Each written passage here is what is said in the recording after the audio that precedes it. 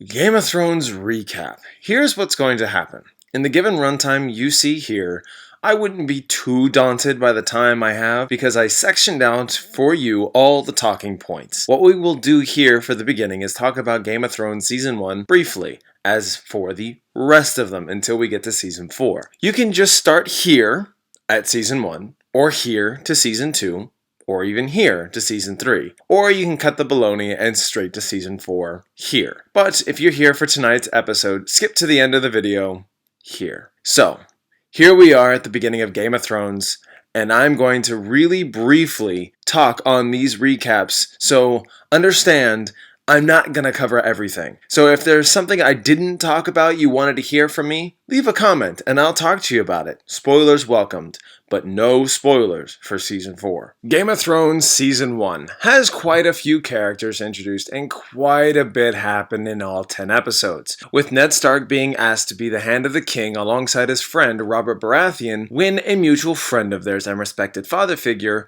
Jon Arryn, dies mysteriously. For most of the season, Ned was the guy you watched the most. You wanted him to succeed. We figured things out with him as he uncovers what Jon Arryn died for, which was mostly about the Lannisters having illegitimate children between Cersei Lannister and Robert Baratheon, when in fact they were actually Cersei's brother's kids.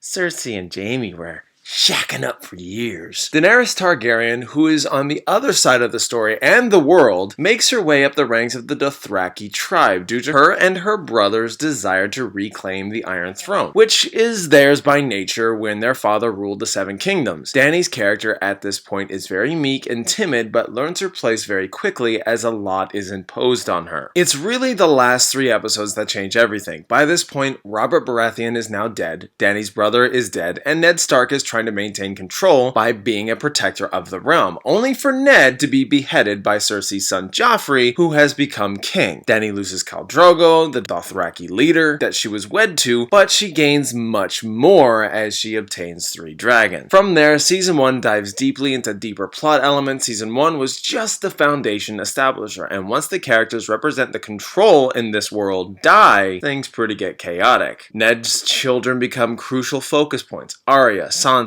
Robb, Jon, Bran, and Rickon. Dany's travels and growth as a character becomes stronger and stronger each season. And this is where we get into Season 2. In Game of Thrones Season 2, we are introduced to a lot more characters that I don't nearly have the time for to recap all of them. While I felt Season 1 to be a grounded, solid foundation for the show, this season gets wilder in introducing new themes and elements like magic. Robert Baratheon's brothers, Stannis and Renly, both claim their rights to the throne. Dany is actually stranded in the beginning and takes refuge at a place called Karth. She remains there for the rest of the season trying to gain ships and such so she can cross Westeros. This season is really about the War of the 5 Kings: Joffrey, Stannis, Renly, Robb Stark, Ned Stark's eldest, and Balon Greyjoy, who makes his appearance here, but to talk about him would result in more time to establish him, and I don't have time for that. In the end, a lot of players come into the limelight. Everyone's got something going on and has a plan in motion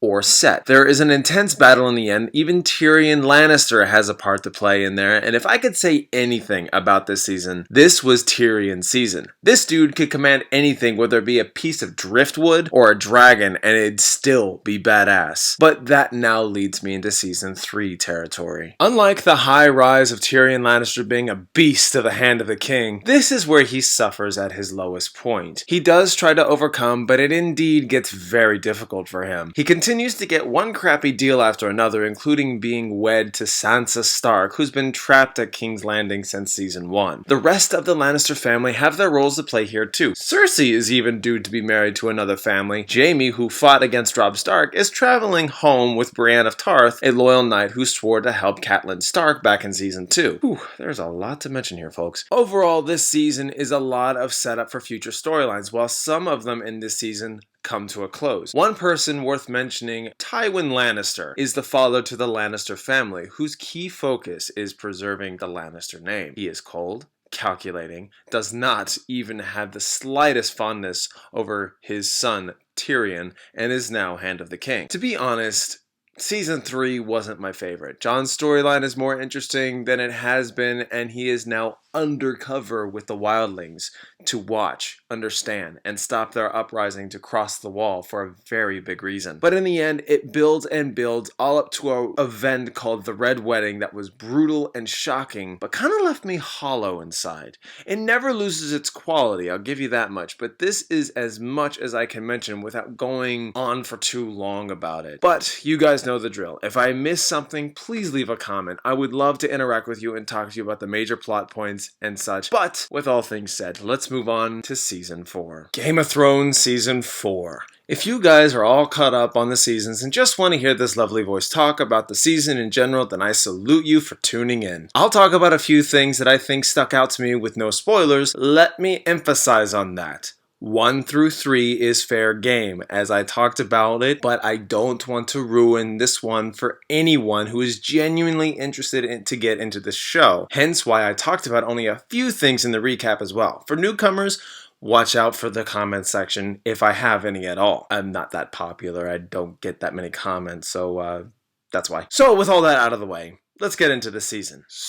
So, how was it? After the Red Wedding, it's safe, or should I say not safe, to say things lighten up from here. This season takes what Season 3 was setting up and just skyrockets. I'm just gonna say it. Season 4 is incredible. Each episode is just a click of a button away, hitting next episode, next episode, next episode.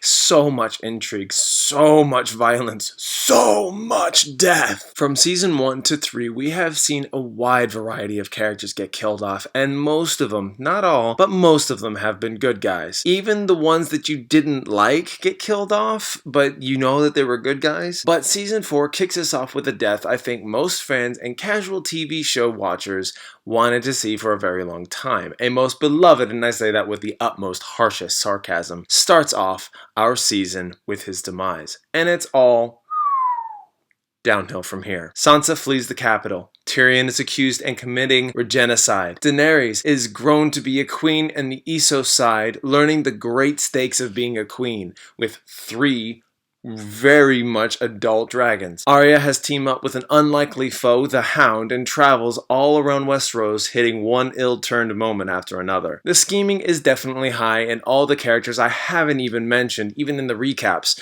like Littlefinger and Varys, and many more others. Jon Snow's storyline is probably the second highlight apart from Tyrion's, to where they both have strong stories to tell and true hardships to go through. And like I said in my Season 1 recap, it's the last 3 episodes that change everything. The Mountain and the Viper, the Watchers on the Wall, and the Children all have considerable plot twists, changes in the story, and progression. The Mountain and the Viper, of all episodes, features a battle between the 2 titular characters, and by the end of the episode, actually I won't spoil why they're fighting or what happens, but good lord, it was a harsh and shocking battle, and it disturbed me for a good 9 months. I mean, that was just in my brain all day, every day. The Watchers on the Wall has a pure episode dedicated to Jon Snow and what he is going through in the fight against the wildlings. It's an impressive and well done battle that features some turning points in character deaths and future storylines. The Children is kind of where things trail off for me. Not that it's unimpressive, but it's after the fact of 2 big episodes. It's just balancing the newness of the plot change to revealing some personal matters after 3 seasons. There is another showdown between Brienne of Tarth and the Hound, which I thought was awesome, but ultimately this was another setup finale episode. In the end, this was a solid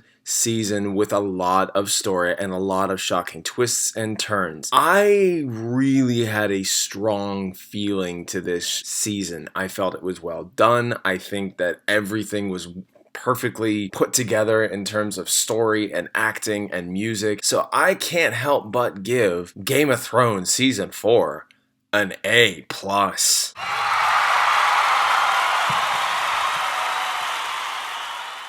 It's definitely one of the most strongest seasons, and worth checking out. So that leads me to the question of the day. Have you guys seen any of these seasons prior or this season in general? Do you agree with me on my grade letter or would you give it something else? Whatever it is, tell me your praises and tell me your woes. What is your favorite season thus far? Seeing how we're into season 7 right now as this video is made, let me know down below. If you like this video and you would like to see more, please subscribe and I will get you more videos in the future.